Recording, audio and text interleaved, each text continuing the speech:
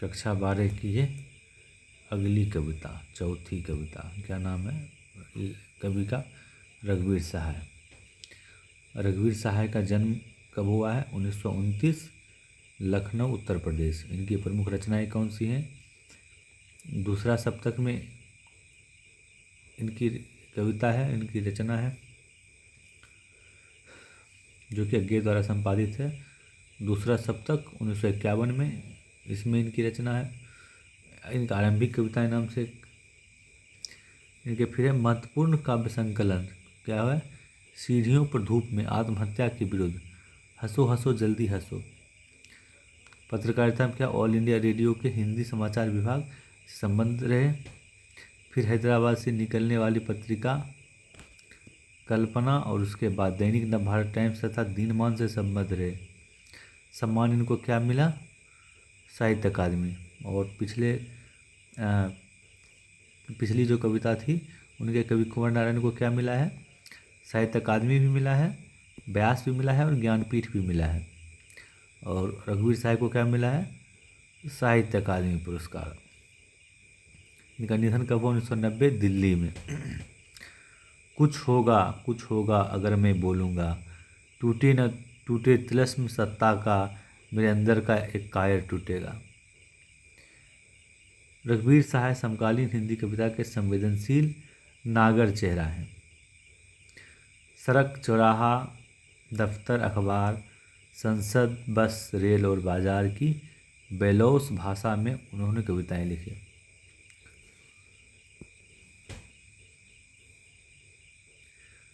घर मोहल्ले के चरित्रों पर कविताएं लिखकर इन्हें हमारी चेतना का स्थायी नागरिक बनाया। हत्या, लूटपाट और आगजनी, राजनीतिक भ्रष्टाचार और छल छद्म इनकी कविताओं में उतरकर खोजी पत्रकारिता की सनसनीखेज रपटे नहीं रह जाते, आत्मान्वेषण का माध्यम बन जाते हैं। आत्मान्वेषण का माध्यम बन जाती है इनकी कविता। यह ठीक है कि पेशे से पत्रकार थे, लेकिन सिर्फ पत्रकार ही नहीं, सिद्ध कथाकार और कवि भी थे। कविता को उन्होंने एक कहानीपन और नाटकीय वैभव दिया। जातीय या व्यक्तिगत स्मृतियाँ उनके यहाँ नहीं के बराबर हैं, इसलिए उनके दोनों पांव वर्तमान में ही गड़े हैं।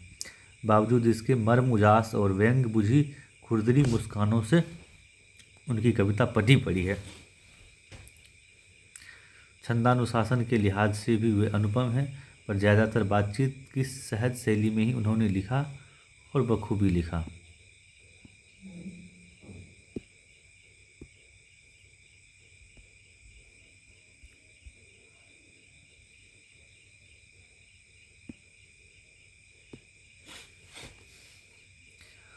बतौर पत्रकार और कवि, घटनाओं में निहित विडंबना और त्रासदी को भी उन्होंने देखा। रघुवीर सहाय की कविताओं की दूसरी विशेषता है छोटे या लघु महत्ता स्वीकार। वे महज बड़े कहे जाने वाले विषयों, समस्याओं पर दृष्टि नहीं डालते, बल्कि जिनको समाज में हाशिए पर रखा जाता है उनके अनुभवों को भी अपनी रचनाओं का विषय बनाते हैं। कैसे विषय बनाते हैं? जैसे ऐसा विषय जिसको कि समाज में हाशिए पर रखा जाता है।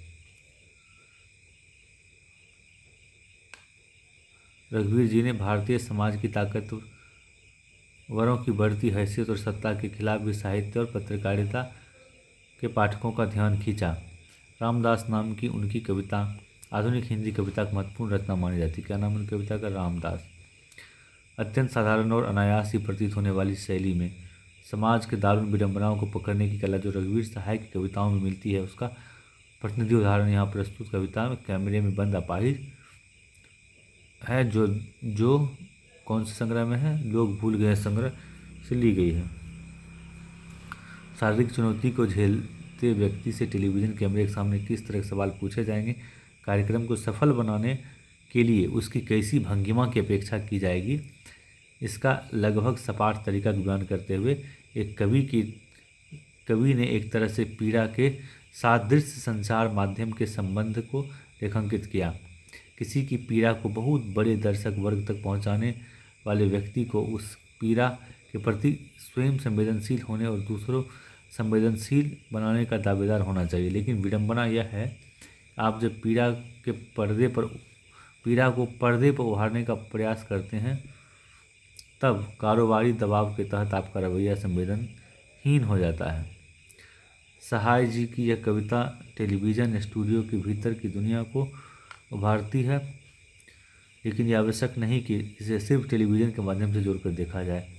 अपनी व्यंजना में यह कविता हर ऐसे व्यक्ति की ओर इशारा करती है जो दुख, दर्द, यातना, वेदना को बेचना चाहता है। इस कविता को शारीरिक चुनौती झेलते लोगों के प्रति संवेदनशील नज़रिया अपनाने के लिए प्रेरित करते पाठ के रूप में भी देखा जा सकता है। इसके लिए कवि ने धूल संवेदनहीनता को रेखांकित करने का तरीका अपनाया। वह दिखलाता है कि किस तरह करुणा जगाने के मकसद से शुरू कार्यक्रम क्रूर बन जाता है। ऐसे कार्यक्रम जिसमें कि एक अपाहिज व्यक्ति को बुलाया गया, उसको बताता है कि आप इस बात पे ऐसा रिएक्ट करिए, इस बात का जवाब आप इस तरह से दीजिए। ये है हमारे देश के टेलीविज़न।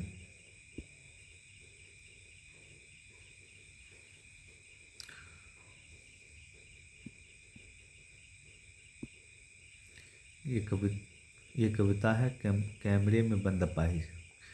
हम दूरदर्शन पर बोलेंगे, क्या बोलेंगे? हम समर्थ शक्तिवान, हम एक दुर्बल को लाएंगे एक कमरे में, उससे पूछेंगे तो क्या आप अपाहिज हैं? क्या पूछेंगे? क्या आप अपाहिज हैं? तो आप क्यों अपाहिज हैं? आपका अपाहिजपन तो दुख देता होगा, देता है। कैमरा दिखाओ इसे बड़ा बड़ा। हाँ तो बताइए आपका दुख क्या है, जल्दी बताइए, वह दुख बताइए।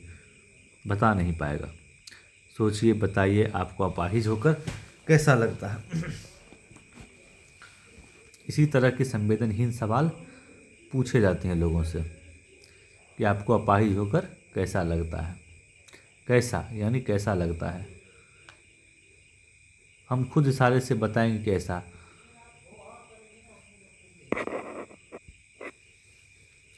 अब न्यूज़ वाले खुद बताएंगे इशारे से कि आप ऐसा जवाब दीजिए कि ऐसा लगता है।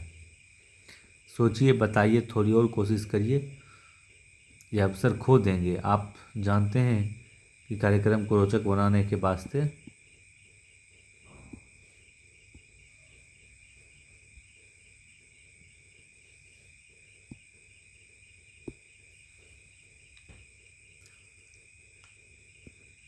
हम पूछ पूछ कर उसको रुला देंगे। कार्यक्रम को रोचक बनाने के वास्ते टीआरपी के लिए क्या करेंगे? टीआरपी के लिए कुछ भी करेंगे। आज भी तो यही गेम चल रहा है।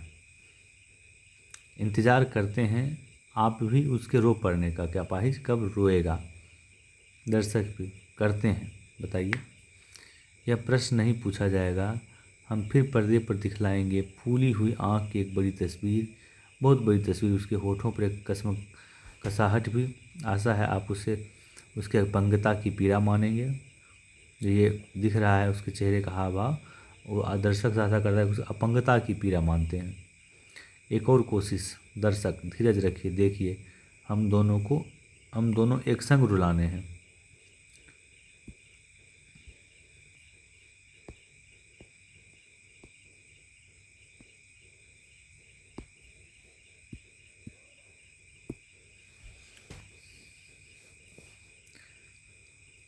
आप और वह दोनों, माने दर्शक भी और अपाहिज भी, दोनों एक साथ रोएगा।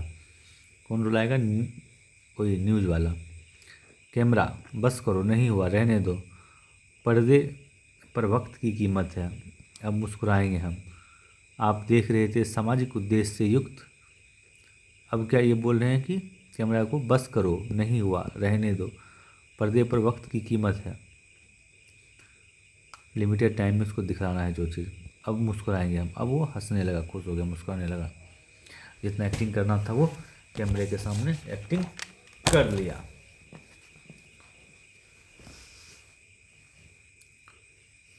फिर क्या है? फिर क्या आप देख रहे थे, अब जो लास्ट में डायलॉग बोलता है न्यूज़ वाला, आप देख रहे थे सामाजिक उद्देश्य से युक्त कार्यक्रम। इसमें है क्या? बस थोड़ी ही कसर रह गई। धन्यवाद। कविता में कुछ पंक्तियाँ कोष्टक में रखी गई हैं, आपकी समझ से इसका औचित्य क्या है? ये जो कोष्टक में रखा गया है ये क्या है? इसका क्या औचित्य है? कैमरे में बंद अपाहिज करुणा के मुखौटे में छिपी क्रूरता की कविता है, विचार कीजिए। करुणा के मुखौटे में छुपी क्रूरता की कविता। हम समर्थ शक्तिवान, हम एक दुर्बल को लाएंगे पंक्ति के माध्यम से कवि ने क्या व्यंग किया है? एक शारीरिक रूप से चुनौती का सामना कर रहे व्यक्ति और दर्शक दोनों को एक साथ रोने लगेंगे तो उसकी प्रश्नकर्ता उद्देश्य पूरा, कौन सा उद्देश्य पूरा होगा? पर्दे पर वक्त की कीमत है, अगर कवि ने पूरे साक्षात्कार के प्रति अपना नजरिया किस रूप में रखा है?